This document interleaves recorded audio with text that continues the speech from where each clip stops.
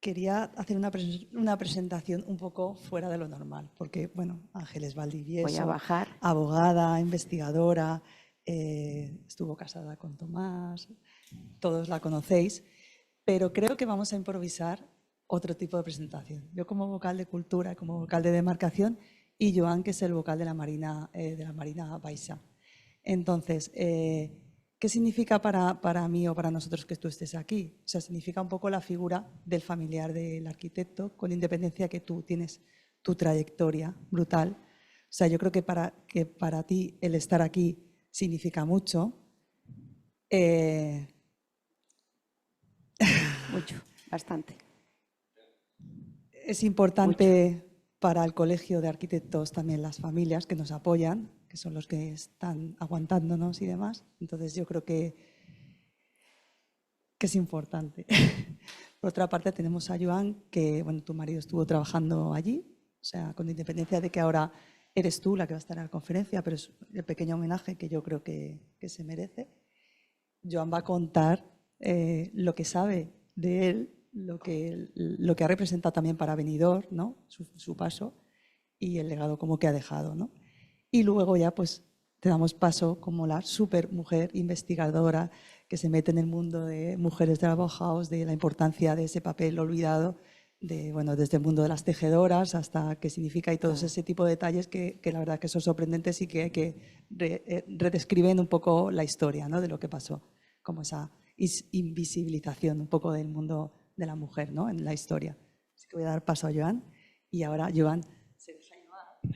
¿Qué tal? Buenas tardes. Esto es completamente no ya improvisado, sino iba a decir una palabra malsonante, pero bueno. Nada, simplemente daros las gracias por venir y voy a comentar la conversación que tuve con Ángeles. De hecho, iba en el coche, iba con mi compañera Paula, que está ahí, hará, no sé, igual un mes y medio o 2 meses que me llamó, porque habíamos hablado anteriormente a alguna vez puntual de coincidir en algún acto en Benidorm. Y la verdad que me llamó para comentarme de que le hacía mucha ilusión poder hacer esta presentación en la sede del colegio en Alicante. Y la conversación además se extendió un poquito, empezó a hablar que creo que siempre con mucho orgullo de Tomás. Y lo que contaba Maribel, que yo creo que eres alguien que es como de la casa, hasta esa pequeña anécdota de que me contabas de que estás en el WhatsApp, en el grupo del fútbol ¿No me han echado? del fútbol No me han echado. del fútbol arquitectónico. Sigo en el grupo, no me han echado. Pues nada, que muchísimas gracias. Gracias a vosotros. Y vamos a disfrutarlo. Muchas gracias. Gracias a vosotros.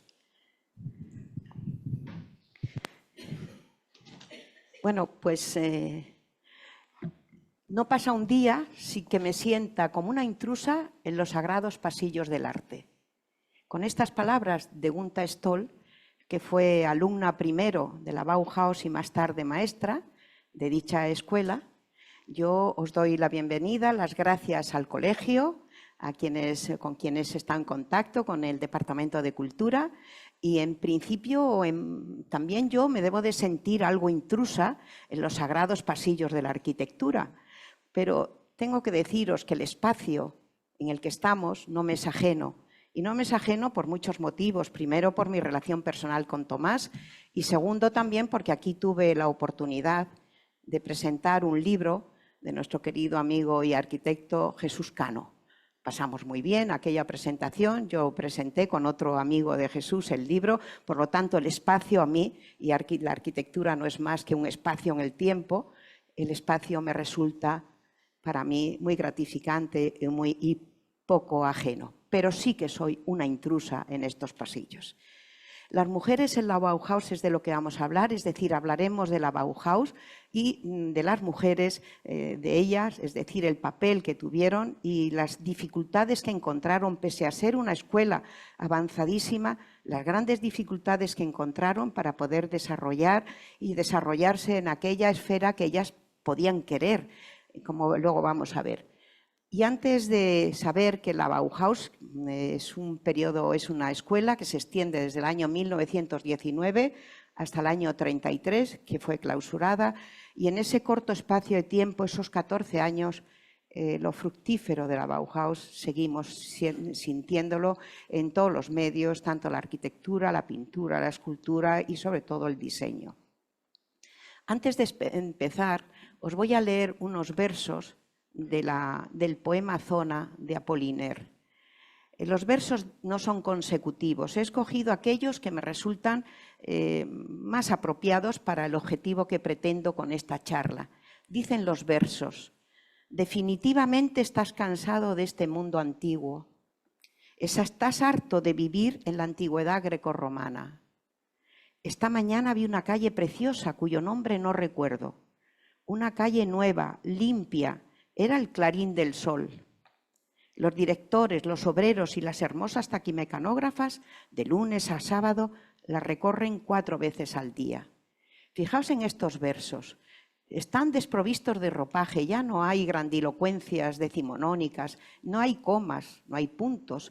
Además ya hay que aborrecer o ahí estamos hartos del mundo grecorromano y nos vamos a fijar en una calle, una sencilla calle, como el Clarín del Sol, por la que pasan trabajadores y trabajadoras 4 veces al día. Sí sorprende eso de lunes a sábado. El horario laboral, desde luego, que ha mejorado bastante.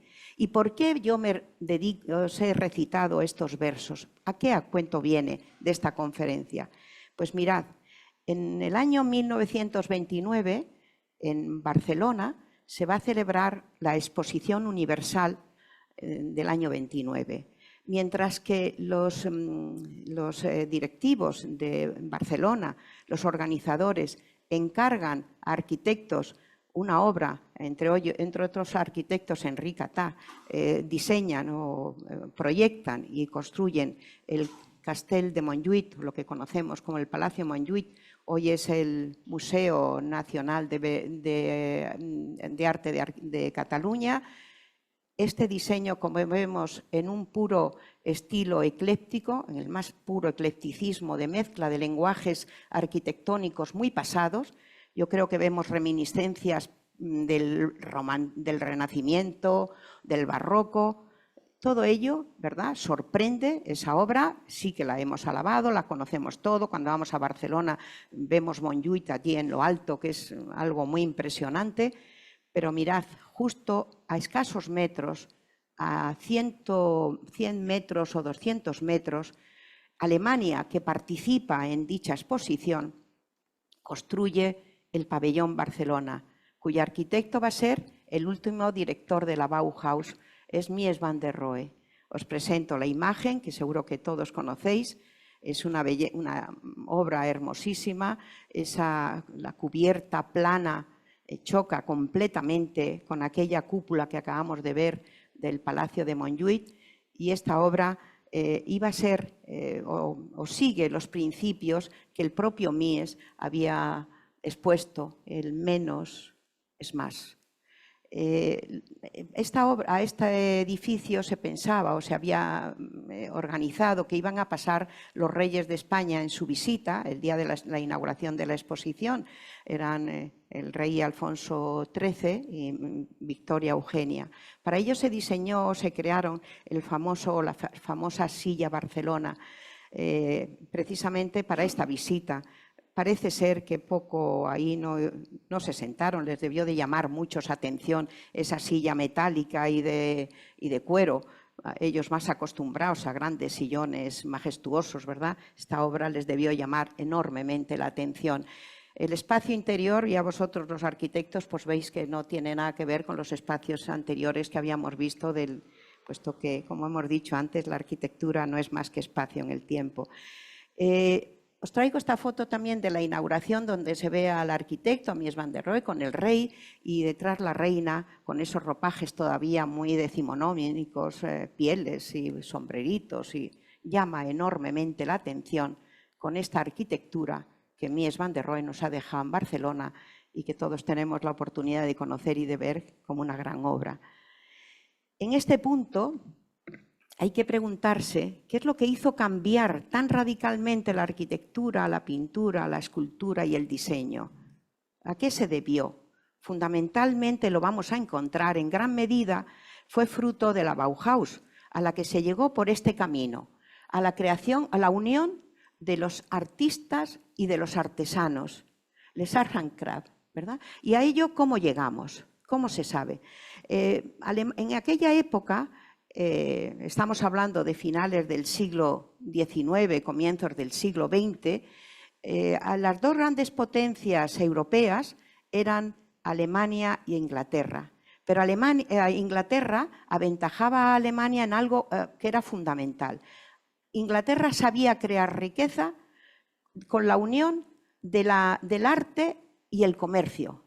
Y ellos empezaron a través de, lo tenían basado en el diseñador William Morris lo había conseguido gracias a la unión precisamente de los artes y los oficios, y reivindicando la reconexión de la belleza pura del arte con la belleza utilitaria de la artesanía. Esto lo vamos a oír muchas veces. Esa unión de arte y artesanía lo vamos a oír continuamente, porque es la base de la Bauhaus, la base de toda esta modernidad. Esa conexión en su lucha fundamental significaba una lucha contra la mecanización de la era industrial del siglo anterior, que también había sido una gran revolución, indudablemente, la industria. Entonces, Alemania manda a un arquitecto, un funcionario, que fuera a investigar por qué Inglaterra iba tan avanzada en el comercio, en su expansión económica.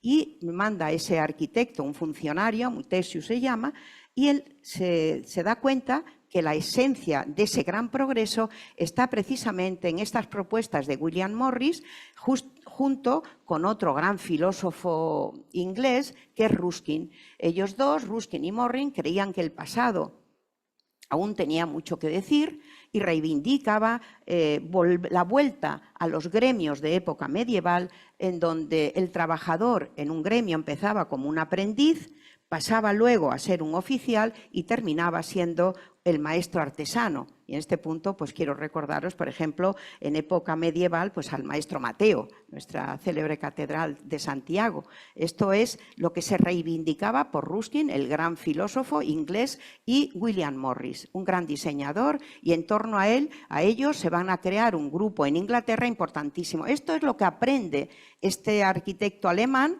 Va a Inglaterra, lo aprende y lo importa. Antes de meternos en Alemania, yo quiero dar un pequeño homenaje a Ruskin. Es el autor de una de las obras más curiosas que hay de la arquitectura, que son las 7 lámparas de la arquitectura. Fijaos cuáles son las 7 lámparas. La primera es la del sacrificio, la segunda es la verdad. No hay obra que no sea verdad. Si no es verdad, no es obra. Ni en literatura, ni en arquitectura, ni en pintura, ni en nada. La fuerza, la belleza, la vida, el recuerdo, la obediencia. Esas son las 7 lámparas de la arquitectura. Bueno, pues en Alemania vuelve este funcionario arquitecto, vuelve a Alemania y pues bien aprendido de todo lo que se hacía en Inglaterra, y en Alemania empiezan a crearse esos importantes consejos y asociaciones en las que se van aglutinando los artesanos y los oficios tradicionales con técnicas de producción de masa, artistas e industriales, cuyo objetivo era hacer desde los cojines de los sofás hasta la construcción de ciudades. Esto es lo que aprendió, esto es lo que importó, y de aquí va a estar la base fundamental de lo que es la Bauhaus. El lema que se adopta ya venía de Estados Unidos. El arquitecto Sullivan, al que se le debe la célebre frase: la forma obedece siempre a la función. os he mostrado esa lámpara porque es muy curiosa. Ahí vemos cómo la forma que tiene la lámpara pues es la función que está. Pero vamos, esto se aplica a todo, al diseño, a la arquitectura, a todo, fundamental, de Louis Sullivan. Con todos estos ingredientes, Gropius, que había estado en la Primera Guerra Mundial, ahí había estado también con Apollinaire, con el poeta al que os he citado, cuando termina la guerra, a él le ofrecen formar parte de una academia de bellas artes de Sajonia y a la vez a la escuela de artesanía también de Sajonia. Y estando en esa escuela y en esa unión de ambas, es decir, ambos los artes y los oficios, ahí surge precisamente como luz fundamental para Gropius el nacimiento de la Bauhaus. Es la primera etapa. En el año 19 se instaura en Weimar. Y no es caprichoso que fuera Weimar. En Weimar se acaba al terminar la guerra, hay elecciones y se instaura la República de Weimar. Weimar había sido una ciudad fundamental en Alemania porque fue cuna precisamente de todos los grandes poetas, artistas del romanticismo. La gran figura de ese movimiento de Weimar era Goethe, o sea que ya era una ciudad potencialmente muy activa intelectualmente. La República de Weimar acepta o proclama que las mujeres deben de tener derecho al voto. Es la primera vez que se proclama y es una constitución avanzada, de ahí que acepte precisamente la instauración de la Bauhaus en esa ciudad. El arquitecto creador, como hemos dicho, es Gropius y en esta escuela artística su primera etapa se va a caracterizar por ser muy fundacional y muy programática. Aquí vemos la escuela de Weimar y luego es el Museo de Weimar, pero ya de construcción mucho más reciente. Gropius lanza su manifiesto en el año 19 y el primer punto de su manifiesto dice: el fin último de todo arte es el edificio. La nueva construcción del futuro será un todo conjunto, arquitectura, escultura, pintura. Esto no es nuevo.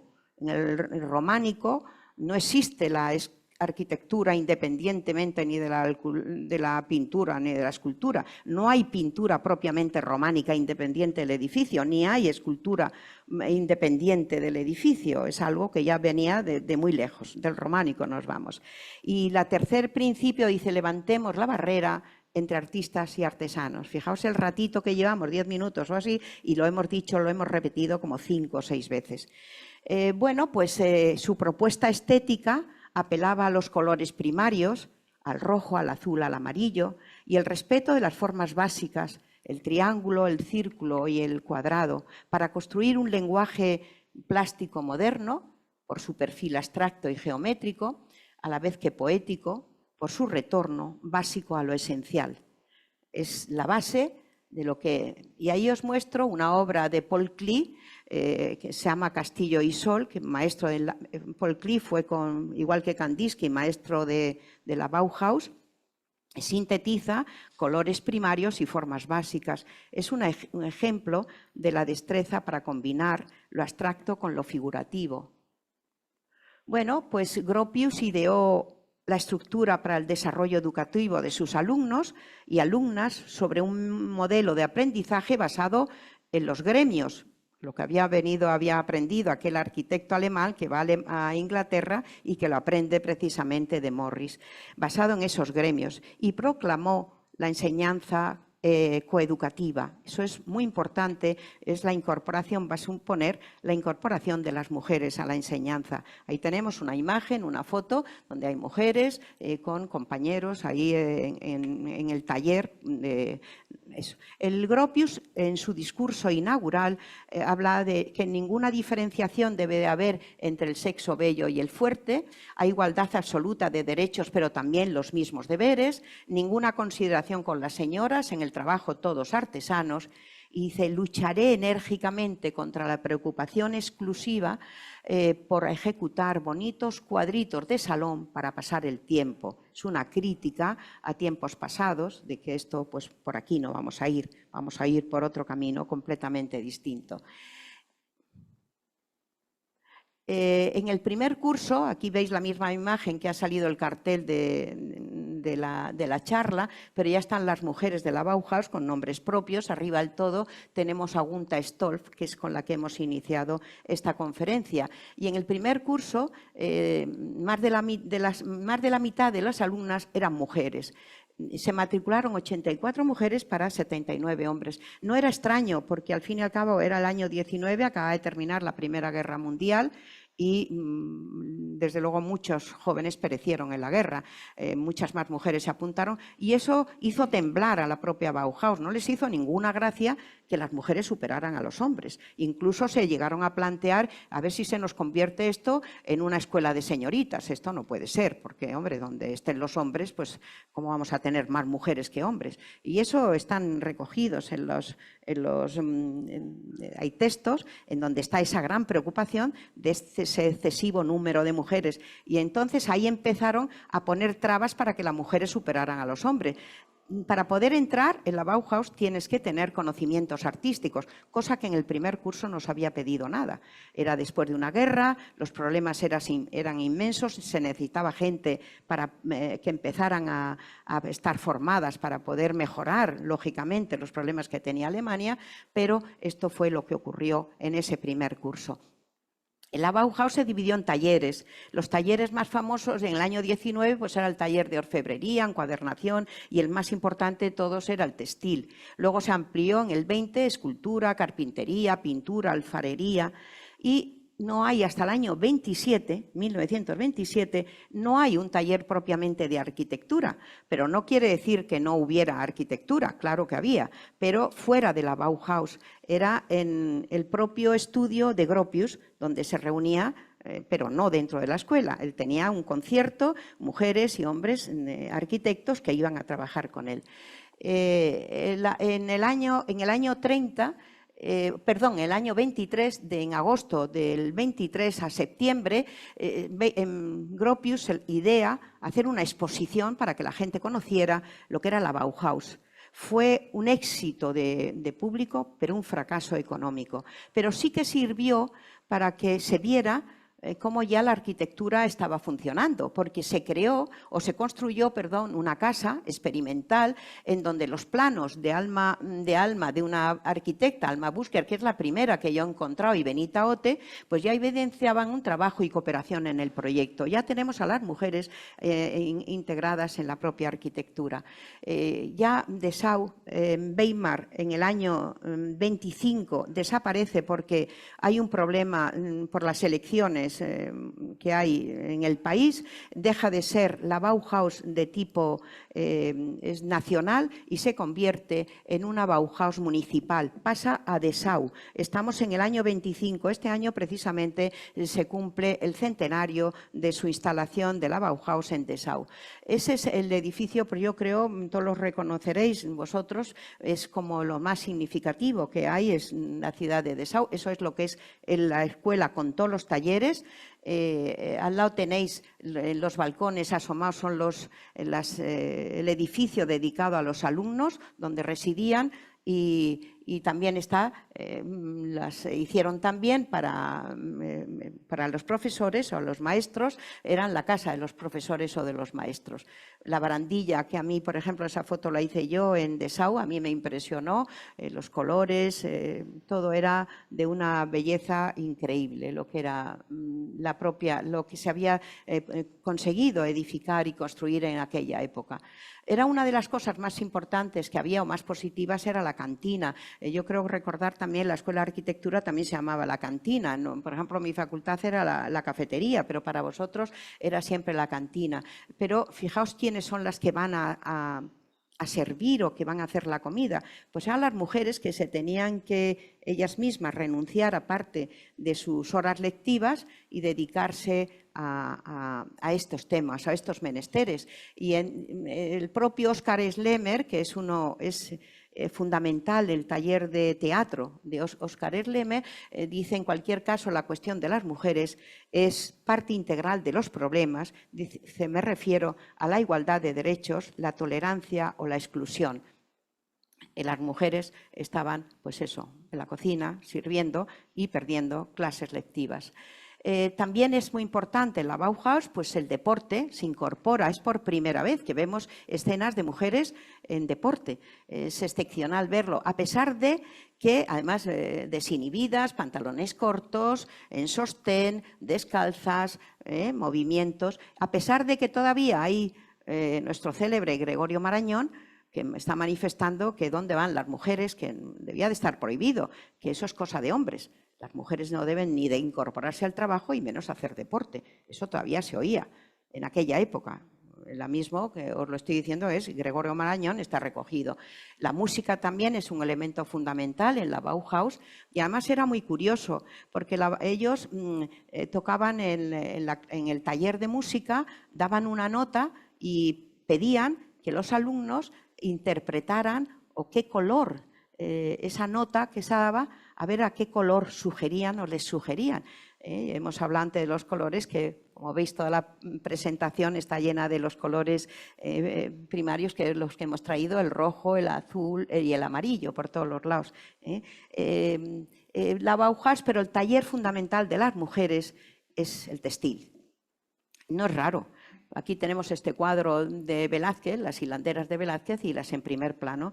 Pues las únicas que están hilando son las mujeres. Al fondo es el tema mitológico y también podíamos invocar, por ejemplo, la obra de Ulises, tenemos a Penélope pues tejiendo y destejiendo, mientras que Ulises tarda mucho en llegar a Ítaca porque sus aventuras son fabulosas, ¿verdad? Creo que tenía pocas ganas de llegar a casa. También Tomás llegaba tarde, los viernes. No, Tomás llegaba muy tarde, los viernes. Os lo puedo asegurar, se me hacía ya sábado. Cuando llegaba para mí ya era sábado, muy pasado el sábado, ¿vale? La aventura que había corrido era muy hermosa. Yo se lo aplaudía, no creáis que le regañaba nunca. Sé que se lo pasaba muy bien. Y venía del barrio, precisamente, ¿verdad? Con todos vosotros. Bueno, pues Ulises también tardó mucho y mientras tanto Penélope tejía y destejía. Las mujeres, los talleres de ¿qué? El telar. Pero las mujeres fueron muy listas. No se quedaron con el telar. Las que quisieron, saltaron. Saltaron a arquitectura, saltaron a orfebrería, a cualquier otro taller. Pero eso sí, cuando terminaban el curso preliminar, obligatoriamente las mujeres iban al taller textil. Obligatorio. Pero ellas luego, hay una que incluso trajo una vez, llevó a la escuela un certificado médico de que ella no podía estar en un taller y así consiguió saltar. Es decir, las mujeres se las idearon todas para poder irse y salir de donde no querían estar. Pero bueno, a pesar de todo, el taller este taller de textil fue impresionante, uno de los más importantes que ha tenido la Bauhaus, por muchas razones. Primero, la técnica de hilados se industrializó y la producción de alfombras, telares y muebles tapizados se disparó. Las alumnas es lo que habían aprendido precisamente de Inglaterra, que ellos querían la producción en masa para desarrollarse económicamente. Las alumnas realizaron trabajos de investigación increíbles con los tejidos, de tanto artísticos como formal. Era inagotable. Se dice que ellas en esta época se llegó a la técnica del tejido opaco, cual era muy difícil.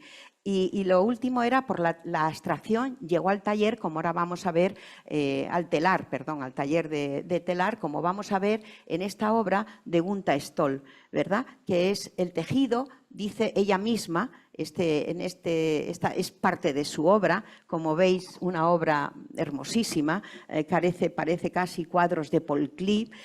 Dice, el tejido es una totalidad estética, una composición de forma, color y materia que vienen a constituir, dice construir, a constituir una unidad.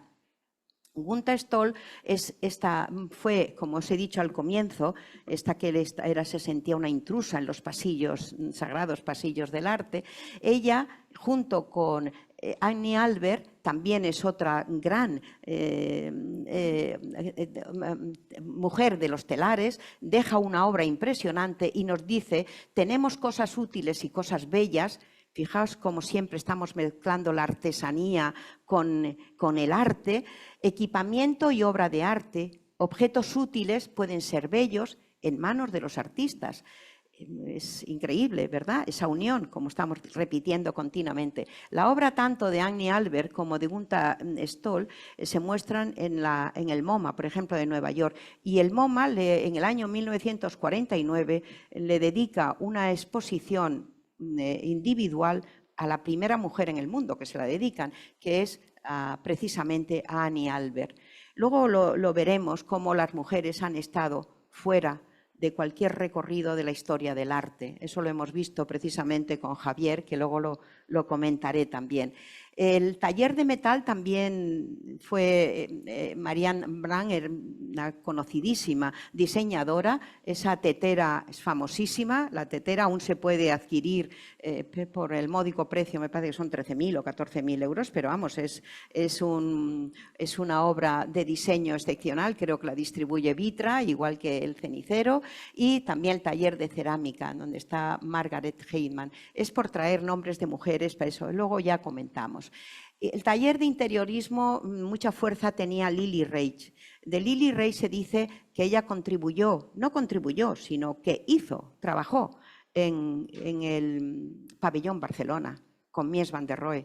Pero existe lo que es el síndrome Lily Reich.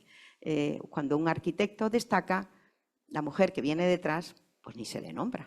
Y a Lily Reich casi no la conocemos. Y Lily Reich debía de estar su nombre al lado del Mies van der Rohe en Barcelona. O con la silla, Barcelona, que tampoco todo el mundo piensa que es de Mies, pues no, es de Lily Reich, ¿vale? Es lo que por lo menos en todas las investigaciones se nos están diciendo. Os traigo estas fotos porque son diseños de ellas, tanto el interior, eso es el interior del pabellón y eso es de los edificios de la Villa Tugendhat, que es precisamente de Lily Reich, de las obras más famosas de esta época de la Bauhaus en arquitectura. El taller de carpintería, con las célebres maderas que todos hemos tenido en casa con los hijos para las construcciones, por lo menos, no sé, las nuestras como arquitecto, el padre se dedicaba a que todos tuvieran, ¿verdad?, para hacer las pequeñas construcciones. Y el taller de fotografía, yo aquella imagen que veo ahí, la de cigarro. Claro, esta foto no se hubiera podido hacer actualmente, pues estaría prohibido dentro de la facultad o de la escuela, perdón, pero me parece de una belleza inusitada, es algo increíble esa fotografía. También tenemos aquí el edificio de la Bauhaus en Dessau y Lucía Mooli, que es la gran fotógrafa de la Bauhaus. Bueno, y no podemos dejar de nombrar a Fried Dicker porque esta es una multidisciplinar, esta es la gran mujer de la Bauhaus, no podemos irnos sin conocerla o nombrarla. Ella realizó trabajos de todo tipo, de pintura, de diseño, en textil, pero lo que fue en vestuario, teatro, pero lo que fue una gran arquitecta y al final de la Bauhaus ella creó su propio taller de arquitectura. Aquí os muestro es una exposición que hubo en Viena. Ella procedía precisamente de Viena, había llegado con Itten, uno de los grandes profesores de la Bauhaus, que se les conocía en el grupo de los vieneses en la Bauhaus. La Bauhaus en el año 32 termina en Dessau y llega a Berlín. Es la tercera etapa. Si la primera etapa, la de Gropius, había sido muy fundacional y programática, la segunda etapa, que era de Meyer, que no os había dicho el nombre, de Hans Meyer, el director de la misma, fue una etapa muy social y muy integradora de la mujer en la Bauhaus. Mies va a dar un cambio totalmente a esta escuela y va a aportar algo tan importante como es la unión en sus planes de estudio, la unión de dos grandes disciplinas que estaban hasta entonces separadas, la construcción y acabados. Esta unificación permitió el acceso de la mujer a este taller, destacando como arquitectos, por ejemplo, arquitectas era Maria Müller o Hilde Reis. Se habían superado esa dicotomía, eso que la mujer no tenía nada más que capacidad bidimensional y no tridimensional. Gracias a Dios se superó y la mujer, no sé, además eso lo decían los hombres, no sé por qué, las mujeres no decíamos eso, pero los hombres sí decían, no, es que la mujer no tiene, que la mujer no sé, es terrible, pero bueno, mandan en todo. Es fundamental. Mies ha dejado una obra hermosísima, ¿verdad? como vamos a ver. Bueno, esto que os muestro es de Berlín, pero no es de mí, es de Gropius. Es el archivo de la Bauhaus en Berlín y lo he traído de intención. Es también una obra fundamental de la Bauhaus en Berlín. Nosotros no conseguimos entrar porque la estaban reformando. Es el museo del archivo de la Bauhaus en Berlín. ¿Por qué? Porque os muestro que Gropius en España no hay, es decir, propiamente no tenemos a nadie incorporado a la Bauhaus, pero sí que Gropius vino a España. Gropius vino varias veces a España, una vino a Madrid en el año 30, y vino a la residencia de estudiantes, tampoco es raro, porque la residencia de estudiantes época de la República era el centro más importante de intelectuales en España. Ahí era el encuentro de grandes poetas o de grandes artistas, Dalí, Buñuel, todos ellos se reunían precisamente en la residencia de estudiantes, que viene al hilo de la institución libre de enseñanza que luego dio nacimiento al estudio en Madrid. Él dio una conferencia en la residencia que se titulaba Arquitectura Funcional. Cuando terminó en el libro de visitas, dibujó el triángulo, el círculo y el cuadrado. Y añadió en ese libro de visitas, le dijo, este es el ABC de todos los arquitectos de todos los países.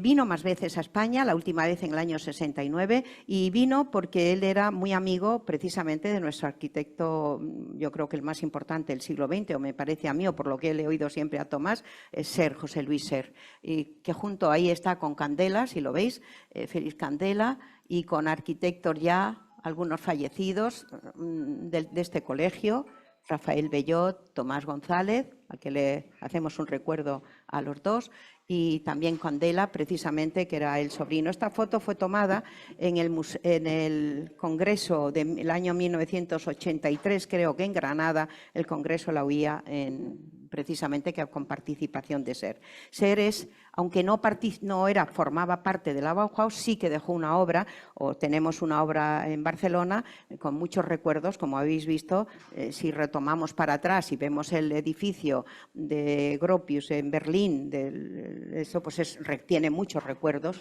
arquitectónicos de él. Ese es el museo en Barcelona dedicado a Miró, a su íntimo amigo también Miró. Bueno, pues os traigo también, os hago una muestra de cosas, objetos que son muy propios de la Bauhaus, muy ligados a ella. El escarabajo, además de amarillo. Ese coche está en mi familia, lo tenemos, lo tenemos en Fontán, lo tenemos. La marca Leica, propio también de la Bauhaus. La silla también, el sillón, perdón. Yo le llamo el sillón Mondrian porque está basado precisamente en los conceptos pictóricos de Mondrian, y las cubiertas, célebres cubiertas, que todavía las seguimos teniendo por ahí, que son las Penguin, que las he traído por curiosidad. Y, por supuesto, que la Basili.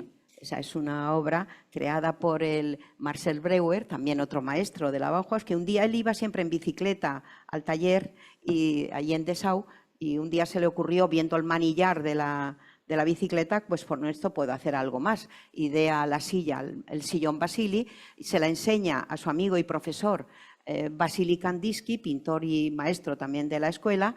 Le encantó tanto que dijo, pues va a tener tu nombre, y es la Basili, que es como todos conocemos a este sillón. La Bauhaus, después de la Bauhaus, ¿qué ocurre? En el año 33 sube al poder, el partido nazi llega al poder y la mayoría de alumnos y profesores salieron de Alemania. Unos se marcharon para Inglaterra, otros para Estados Unidos. Allí se fundó una famosísima escuela que fue el nacimiento y la cuna de los mejores artistas y arquitectos de Estados Unidos de los años 50 y 60. Pero algunos otros terminaron en campos de concentración. Pero yo querría haceros este pequeño, ya estamos llegando al final, habéis seguido con mucha atención, os lo agradezco mucho. El resumen que yo haría sería: Gropius unificó arte e industria con un fin último, que era la arquitectura. Meyer le confirió un carácter social. Mies impregnó a la arquitectura de una pureza estética hasta entonces desconocidas. Las mujeres, pese a las desigualdades, supieron adaptarse y acceder al taller que más les convenía.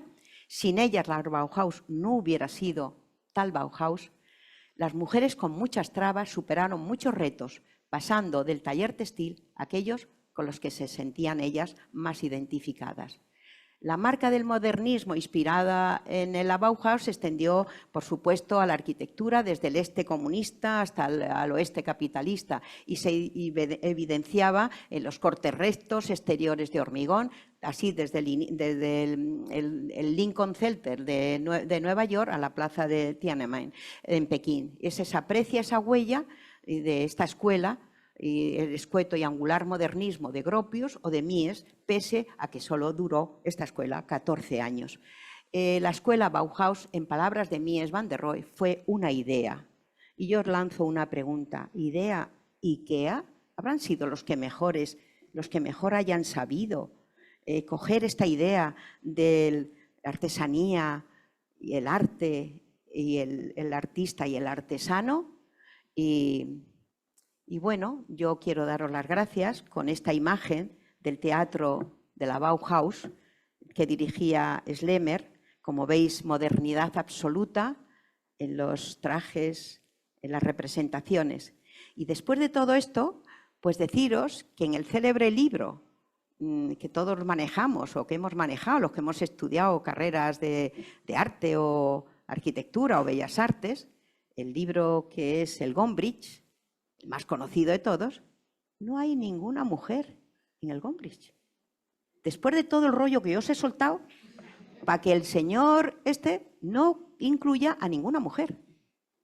No somos merecedoras, pero ya hay una mujer que se llama María, ya no me acuerdo ahora el nombre, el apellido, Gimeno, muy bien, muchas gracias, María Gimeno, se está dedicando, ha hecho una performance que se dedica a quitar hoja del Gombrich y colocar una mujer. Y así ha dicho que hasta 500. Se va a quedar el Gombrich sin ni una. Sin ningún hombre y 2 mujeres. Bueno, eso tampoco, pero que estemos. Presencia de todo. Muchas gracias.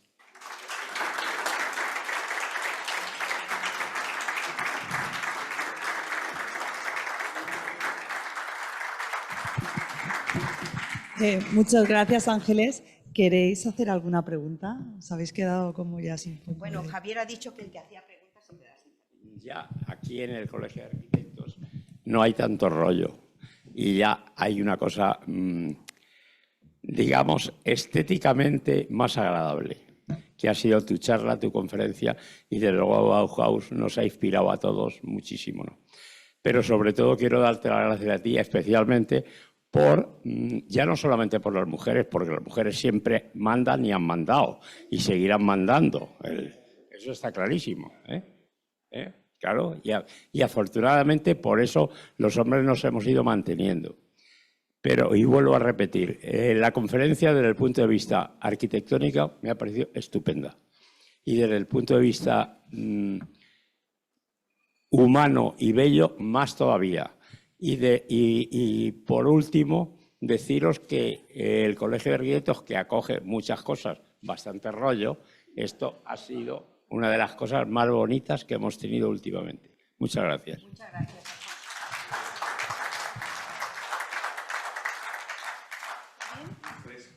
¿Fresca? La conferencia. No hace falta. Eso lo quería decir. Muchas gracias. No os ha resultado rollo. Además es que has sintetizado perfectamente Muchas gracias. la Bauhaus en medio. Bueno, yo os tengo que contar que esto lo hicimos, Tomás, este trabajo, cuando el año 19, yo no sé si os acordáis que Tomás no viajaba en avión ni para ir con el fútbol, lo cual ya era rarísimo, Era rarísimo, porque Tomás se apuntaba al fútbol donde fuera.